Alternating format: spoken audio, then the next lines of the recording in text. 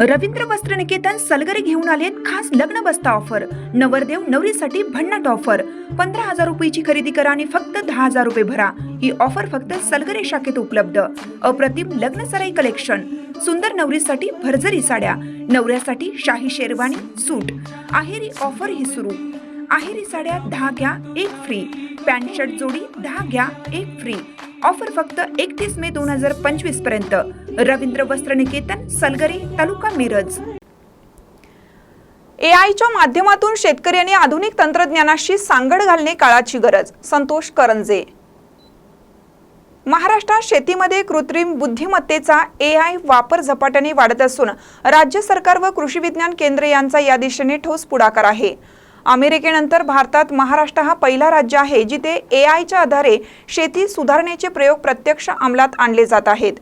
पारंपरिक शेती पद्धतीत बदल करत आधुनिक तंत्रज्ञानाशी सांगड घालणं ही काळाची गरज असून त्यातून उत्पादन क्षमतेत लक्षणीय वाढ साधता येईल।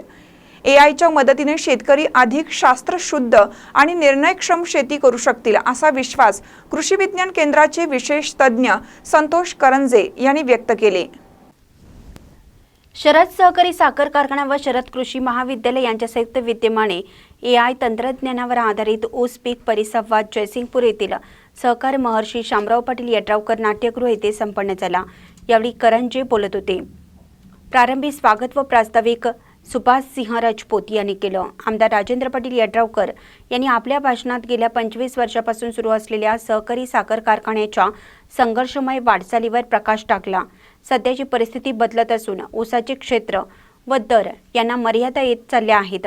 यामुळे उत्पादन खर्च वाढत असून साखर कारखान्याचे गणित बिघडण्याची शक्यता आहे। या पार्श्वभूमीवर एआय कृत्रिम बुद्धिमत्ता तंत्रज्ञानाचा वापर हा काळाची गरज असल्याचे ते म्हणाले।